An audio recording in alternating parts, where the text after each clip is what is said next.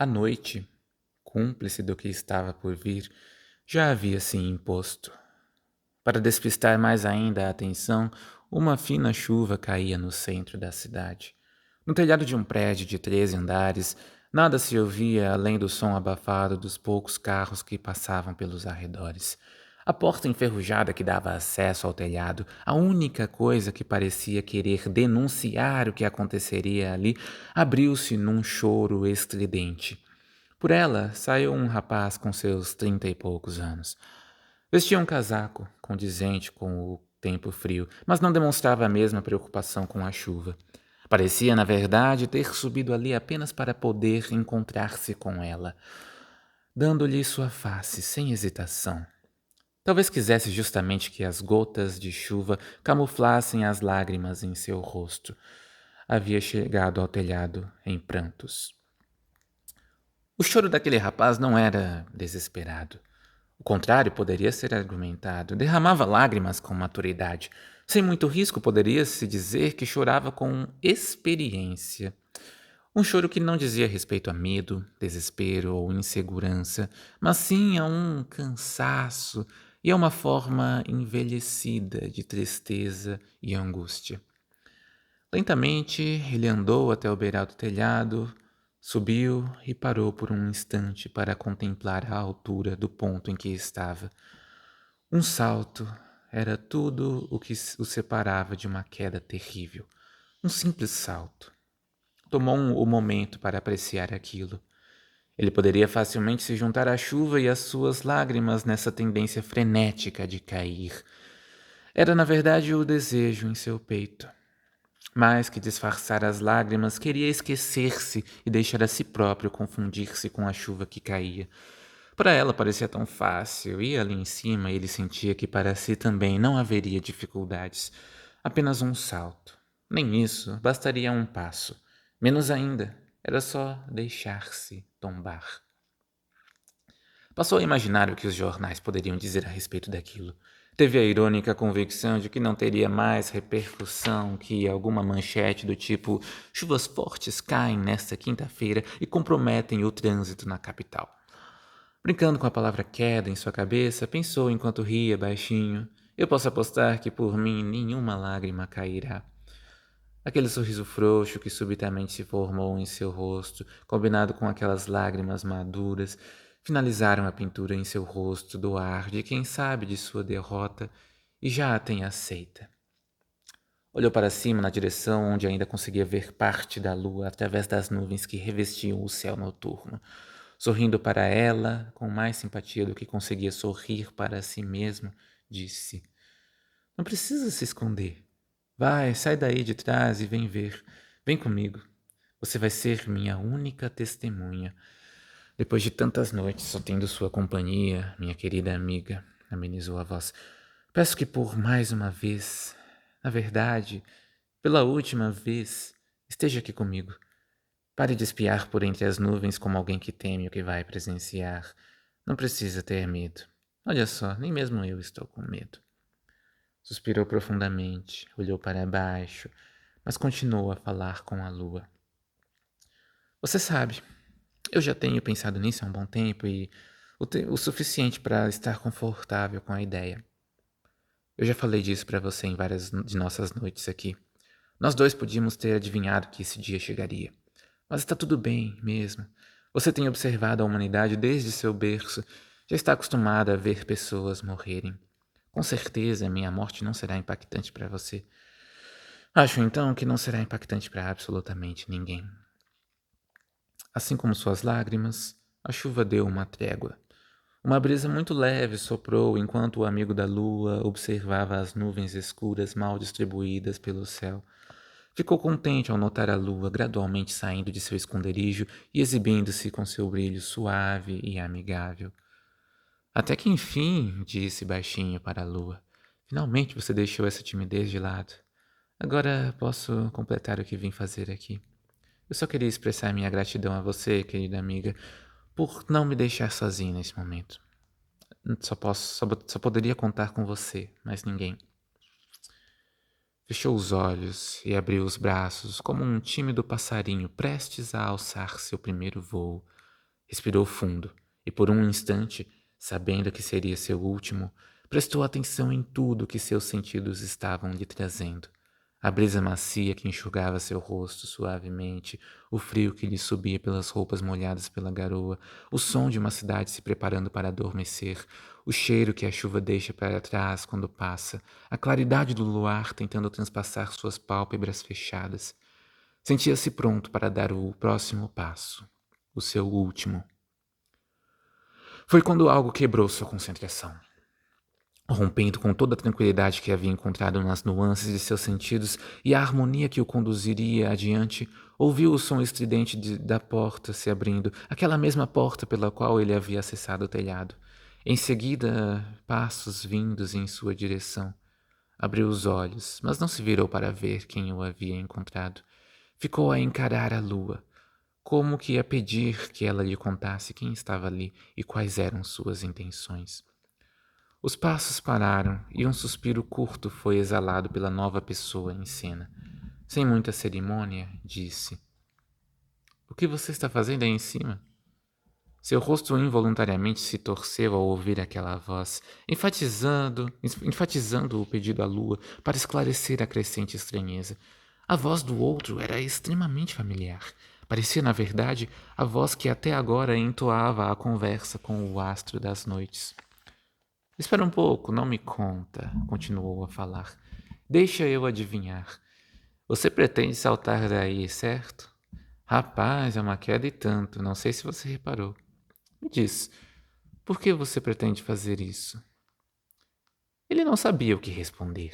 Frequentava muito aquele telhado e sabia que mais ninguém o fazia, pelo menos não durante a noite. Não esperava, pois, ser interrompido. E mais, aquela voz, tão parecida com a sua, estava o intrigando a cada palavra. Respirou fundo e perguntou ao intruso: "O que você quer aqui?" "Bom, eu estava entediado e resolvi subir aqui para tomar um ar. Aproveitando que você está aqui, não quer ficar mais um pouco e conversar comigo?" "Qual é? Me ajuda com esse tédio. Vai, diz por que você está aí prestes a pular." "Qual é a desse cara?" pensou em dúvida. "Ele parece saber que eu pretendo pular, mas não está protestando contra isso como uma pessoa qualquer faria. E está me pedindo para ajudá-lo com o seu tédio?" Virou seu rosto para ver aquele que lhe falava. A lua não poderia tê-lo preparado para tal espanto. Ao olhar para aquela pessoa ali em sua frente, sentiu-se como quem se vê num espelho, exceto por não ter o conforto de saber-se na frente de um espelho de verdade. Tinham o mesmo rosto, eram indistinguíveis para quem olhasse. Até vestiam as mesmas roupas. A única diferença é que um estava molhado pela chuva recém-cessada e o outro, como que mais preocupado em se manter seco, trazia inclusive um guarda-chuva em mãos. Ainda sem entender o que estava acontecendo ali, o amigo da lua perguntou ao seu sósia: "Que isso? Quem é você? Por que tem a minha cara?" "Ah, talvez porque eu seja você", ele riu. "Isso não é demais?" "Você sou eu?" impertigou-se. "Sim, quer dizer, mais ou menos. Mas deixa pra lá, você não entenderia." "Entendendo eu já não tô é nada. Quem ou o que você é?" "Se assim ficar mais fácil, pode pensar que eu sou você, só que de outro lugar." Muito confuso, pensou que poderia estar delirando. Era a mais sensata conclusão a se tirar. Sua outra versão aproximou-se mais do beiral e sentou-se de maneira a deixar suas pernas balançando sobre a rua lá embaixo. O rapaz esfregou os olhos com afinco, mas continuou a ver alguém do seu lado usando o mesmo rosto que o seu. "Senta aí", disse o clone amigavelmente. "Vamos conversar um pouco. Eu tô sem nada para fazer e imagino que você também." A maneira calma e despreocupada de falar, como se tudo naquela cena fosse rotineiro, intrigava ainda mais o rapaz que até poucos minutos atrás conversava apenas com a lua. Agachou e sentou-se ao lado de seu reflexo com as pernas ao ar da mesma forma, sem tirar de cima dele o olhar curioso e sedento por explicações. O clone não o encarou de volta, olhava para a frente, mirando o vazio. "Por acaso você é uma forma de alucinação que minha mente criou para tentar me impedir de pular?" especulou, fazendo o outro rir. "Essa é a sua explicação para o que está vendo? Até que é boa, mas não procede. Eu sei que você tem pensado nisso há muito tempo, tanto que essa ideia já faz parte de você de uma maneira tão intrínseca." Acho que sua mente já não é capaz de armar artifícios com o intuito de impedir o que você planeja há anos. Mas mesmo assim, achei divertida sua tentativa de me explicar. Finalizou com um sorriso no rosto. Como você sabe que... Ai, nada disso faz sentido. Se você não fosse gerado pela minha própria mente, como saberia que eu planejo isso há anos? Ah, meu caro, virou-se para ele e, olhando-o nos olhos, continuou.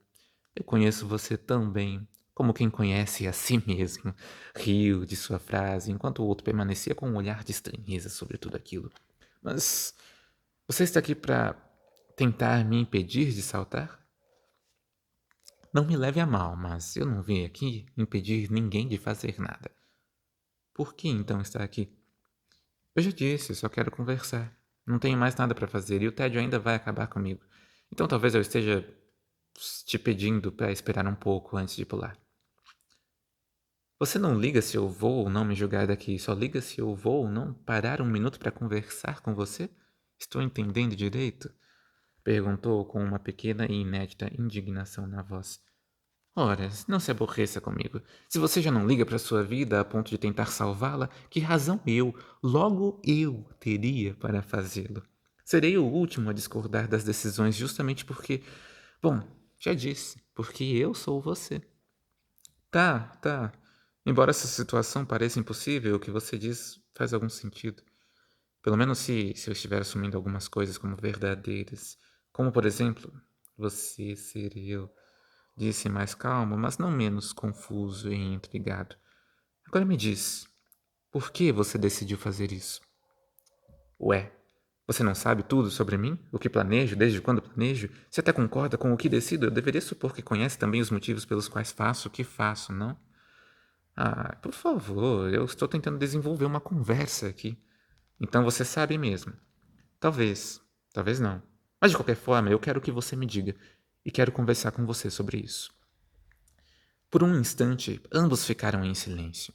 O lunático olhava para baixo em direção à rua, enquanto seu clone voltou a olhar para o vazio à frente. O primeiro, ainda cabisbaixo, quebrou seu silêncio para responder ao seu questionador. Os últimos anos da minha vida se resumem em uma palavra: cansaço. É só assim que me sinto desde... Nem me lembro ao certo desde quando, mas é só isso que me restou, me sentir cansado, e de uma forma muito além do mero cansaço físico. Prazeres, alegrias, desejos. Pouco a pouco, meu cansaço foi me impedindo de desfrutar dessas coisas, as ditas coisas boas da vida. Você está me dizendo então que cansou de estar vivo? Não exatamente. Estou te dizendo que estou cansado demais para conseguir aproveitar a vida. Eu já não sou apto para isso. Da mesma forma que um barco furado já não é apto para navegar. Se você colocá-lo na água, ele com certeza vai afundar cada vez mais. Ok, mas um barco furado poderia ser consertado e voltar às suas navegações. Você acha que o mesmo não se aplica a você? Hum, deixa eu mudar minha analogia para uma taça de cristal quebrada, tentando servir uma bebida. Agora sim, não há muito o que se fazer para recuperar a taça. Tá, mas pensando que você é essa taça quebrada, você gostaria de ser consertável? Você sabe exatamente quais perguntas fazer. Incrível. É como se conhecesse como eu penso e como me sinto e estivesse aqui apenas lançando perguntas cujas respostas já conhece também. Você basicamente deve ter o controle do que vai ser dito. Deu outro daquele seu riso frouxo. Talvez você esteja certo. Talvez não. Mas vamos lá, responda a minha pergunta, retrucou com um olhar de interessado, agora mirando seu entrevistado. O rapaz levantou seu rosto e tornou a olhar para a lua. Que delírio estou vivendo aqui, lua. Você também está vendo esse cara igualzinho a mim do meu lado? Ele pensou. Respirou fundo, foi resgatando dentro de si pensamentos, lembranças e sentimentos para trazer à tona em forma de palavras. Inevitavelmente, algumas lágrimas retornaram e se mesclaram com seus verbos. Disse: É claro que eu gostaria de poder ser consertado. Queria poder desfrutar da vida como antes. Queria voltar a ter aquele prazer das pequenas coisas, aquela paz de dias tranquilos, aquela alegria. Pausou para enxugar o rosto. Não é que eu ache que a vida não vale a pena. Pelo contrário, eu acho que ela vale muito. Mas eu, em particular, não consigo mais aproveitar isso. Tentei muito me consertar, mas sempre fracassei. E já não consigo estar vivo. Não no sentido completo. É por acreditar na vida e na sua beleza que acho que não posso mais vivê-la. Como assim? Como entender a beleza da vida faz com que você queira fugir dela? Quando se é uma taça quebrada, você não quer que coloquem vinho em você, porque aí ele vai ser desperdiçado. Olha, eu sei que você gosta de analogias, mas por favor, não se esconda atrás delas para falar de suicídio, afirmou, com uma seriedade, até com um pouco de irritação. Eu quero que me mostre como se sente e como pensa. Eu quero que me fale da sua vida, não de vinhos sendo desperdiçados. Fale o que na vida faz com que você acredite na sua beleza e grandeza e o que te leva a dizer que você já não é apto para isso. O lunático se sentiu um pouco intimidado quando seu sósia alterou o tom despreocupado e ingênuo com que vinha falando até antes de interromper sua analogia de taças e vinhos. Foi a primeira vez que o viu com aquele olhar mais sério. Ele ficou quieto por um minuto. Foi o sósia que rompeu o silêncio. Olha, eu sei que alguns pensamentos são complicados de se exprimirem de maneira nua e crua. Pois é, são, respondeu enfesado. Desculpa por te cortar assim, mas eu conheço você bem o bastante para saber que, se deixasse você continuar suas analogias, elas iriam crescer cada vez mais e ficando muito complexas. No fim, você teria dito apenas parte da verdade. Sabe, eu gostaria muito que você utilizasse melhor suas palavras, principalmente se elas forem suas últimas. Você tem razão, concordou com um pouco de pesar. É sempre assim. Eu crio 1000 analogias e no fim acabo dizendo muito pouco daquilo que penso ou sinto. Quantas vezes já não fiz isso? Pois é, você já fez muito.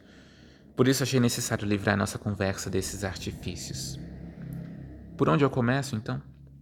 Que tal por uma fase da sua vida onde você não se sentia cansado? Eu nem sei. Faz tanto tempo. Não sei quantos detalhes eu consigo recuperar. Para sua sorte, eu acredito que posso recuperar muitos por você, disse o sósia de maneira entusiasmada. O familiar estranho se levantou, recuou e parou de pé atrás do beiral. Ergueu o pulso esquerdo e viu as horas em seu relógio. Animado, perguntou: O que você acha de um passeio? Para onde? Perguntou o rapaz, tentando entender a proposta de seu reflexo. Para o passado. Bom, tecnicamente para suas lembranças, mas você pode encarar como uma viagem no tempo se achar mais legal. Seu entusiasmo ao falar vinha acompanhado de um belo sorriso, retomando o ar despreocupado e ingênuo da figura no início da conversa. O que está acontecendo, hein? Que tipo de delírio eu tô tendo aqui? Qual é? Deixa de ser careta, você não tá delirando. Para alguém que fica noites a fio conversando com a lua, eu achei que ver uma outra versão de si mesmo ou viajar no tempo não seriam ideias tão bizarras. Na verdade, acho que você deveria estar mais entusiasmado, igual a mim. É óbvio que você sabe que eu converso com a lua. Por que eu me espantaria? Por que eu esperaria o contrário? Quer saber? Você tem razão. Já tá tudo muito insano mesmo. Vou só entrar na dança, disse o lunático ao se levantar e descer do beiral, ficando frente a frente com seu sósia. Ele não sabia o que esperar daquilo tudo, não sabia nem se aquilo era real. A quantidade de impossíveis que estavam acontecendo diante de seus olhos era desconcertantemente grande. Visto o que mais tinha a perder, resolveu simplesmente confiar em si mesmo e segui-lo para seja lá onde ele queria levar. Para onde vamos exatamente? Estava pensando em começar com sua infância, o que acha? Dias simples, onde não existia muita coisa além do riso e do choro. Acredito que seja um bom ponto para poder colocar ordem na história que você vai me contar. A história que... tudo bem. Minha infância, então. A propósito, como chegaremos lá? Achei que nunca iria perguntar. Aproximou-se do lunático e segurou seu braço esquerdo. Embora estivesse eufórico, falou com uma calma hipnótica. Feche seus olhos. Isso, muito bem. Agora vamos contar até 3. 1, 2, 3.